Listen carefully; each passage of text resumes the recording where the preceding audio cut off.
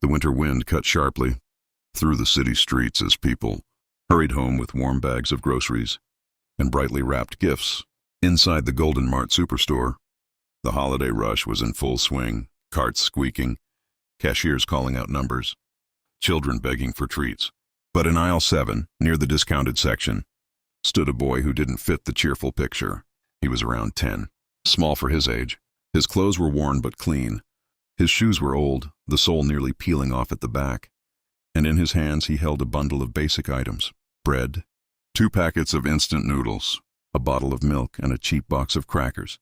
His name was Aaron.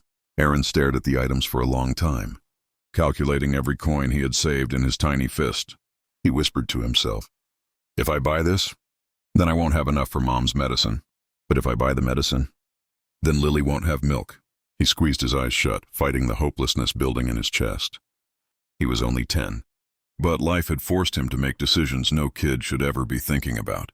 Just then, another little girl, maybe 6, tugged on his sleeve. "Aaron, I'm cold." This was Lily, his little sister, with the same brown eyes but a softer, more fragile face. She hugged her thin jacket around herself. Aaron rubbed her arms gently. "We'll go home soon. I promise." But he didn't sound convincing. And Lily noticed. She looked at the food in his arms. "Will Mom eat today?" Aaron swallowed. "She has to. But she won't unless we bring something home." Their mother had been sick for months. The hospital bills drained everything. Then their father left. No explanation, no money, no goodbye. Aaron had become the man of the house overnight. He scanned the store again, praying for discounts. Maybe a miracle. Maybe anything. But miracles didn't happen here. Instead, fate sent someone else. A tall man turned into the aisle, holding the hand of a small girl around Lily's age. He had sharp features, an expensive coat, and the confident walk of someone used to making big decisions. This was Adrian Hale, CEO of Hale Industries, a single father, a man respected and feared in the business world. He wasn't the type people approached easily. He rarely smiled, rarely stopped, rarely softened. But life had softened him once, when he adopted his daughter, Emma, after losing his wife. It was the only thing that kept him from turning completely cold. Emma tugged on his coat. "Daddy, look. That boy has the same crackers I like." Adrian glanced at the boy. Aaron immediately stepped aside, lowering his head. He had seen men like this, powerful, unreachable, people from a world he could never enter. But Emma wasn't done. She walked over to Lily. "Hi, I like your hair clips." Lily blushed shyly. Aaron tried to pull her back politely, but Adrian spoke suddenly. "It's okay." His voice was calm, deep, steady. He looked at Aaron's basket, and his expression changed almost instantly. The boy wasn't buying snacks. He was buying survival. Bread, milk, noodles. Cheap, basics, no luxury. Adrian's eyes narrowed slightly. Something felt off. "Where are your parents?" he asked gently. Aaron stiffened as if preparing for trouble. "My dad isn't here anymore." Adrian understood the unspoken words. "Your mother?" Aaron lowered his gaze. "She's sick," Lily added, almost whispering. "And she hasn't eaten today." Adrian felt a strange tug inside his chest, something he hadn't felt in years. Emma looked up at her father. "Daddy, can we help them?" Aaron quickly shook his head. "No, we're fine. We'll manage." But the tremble in his voice betrayed him. And then, in the most heartbreaking moment of the night, Aaron hugged the bag of bread to his chest and whispered, almost pleading, "Please don't take our food." "My mom is sick." Adrian froze. Emma gasped. Lily's eyes filled with tears. And in that moment, the CEO, the powerful man, the silent father, and felt something crack inside him. He wasn't looking at random kids. He was looking at his younger self, hungry, scared, protecting his family instead of enjoying childhood. Adrian bent down so he was eye level with the boy. "I'm not taking anything from you." His voice was steady, calm, and unexpectedly warm. "I want to help you." Aaron shook his head again, terrified of accepting pity. But Adrian placed a gentle hand on his shoulder. "Come with me." Just for a moment. And with that, the night changed. For all of them. Adrian didn't lead them outside or toward his expensive car. Instead, he led them toward the store's customer lounge, a small area with heaters and a vending machine. He brought hot cocoa for the kids and tea for Aaron. Aaron held the warm cup like it was the rarest treasure. Lily smiled as the heat returned to her fingers. Emma sat beside them, swinging her legs happily. She had never seen children close to freezing. Adrian watched quietly, observing, thinking. After a while, he asked, "Where do you live?" Aaron hesitated. He didn't trust adults, not after what had happened with his father. But something about Adrian's steady eyes felt different. Mapleview Apartments, Building C. Adrian's jaw tightened. Mapleview was one of the poorest areas in the city. No heating, failing power, dangerous at night. The kind of place where landlords didn't care about human life. He asked softly, "How long has your mother been sick?" "A few months." "Is she getting treatment?" Aaron's silence was enough. Then Lily whispered, "Mommy sleeps a lot, and sometimes she forgets to wake up." Adrian felt a cold fist tighten in his gut. He exhaled deeply. "Aaron," he said gently, "what you're doing for your sister and mother, it's brave, but you shouldn't be carrying this alone." The boy looked away. "If I don't do it, no one will." Adrian leaned forward. "You're wrong." Aaron frowned, confused. Adrian continued, "When I was your age, I lost everything too. I know what it feels like to choose food over safety, and to protect someone smaller when you're barely surviving yourself." Aaron's eyes widened slightly. Not pity, connection. Adrian stood. "I'm taking you home."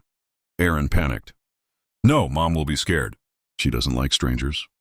"I'm not going to frighten her," Adrian said calmly. "I'm going to make sure she's safe." Emma grabbed Lily's hand. "Come on, Daddy is good at fixing things."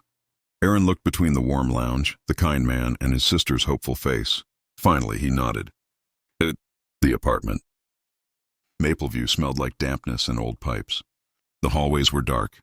The elevators didn't work. Aaron led them up creaking stairs, stopping at a door with peeling paint. He unlocked it quietly. Inside, the air was freezing. The apartment was dim, barely lit by a small battery lamp. The living room had only one thin mattress where Lily probably slept. A small table, a broken heater, a stack of unpaid bills, and on the couch lay their mother, pale, coughing, shivering. Aaron rushed to her. "Mom, I brought food." She opened her tired eyes, seeing her children first. Then Adrian. She tried to sit upright. Who are you?" Aaron whispered. "He helped us." Adrian stepped forward slowly. "Ma'am, I'm not here to cause trouble. I just want to make sure you get the help you need." She coughed and winced in pain. "We're fine." They weren't. Not even close. The room told the story.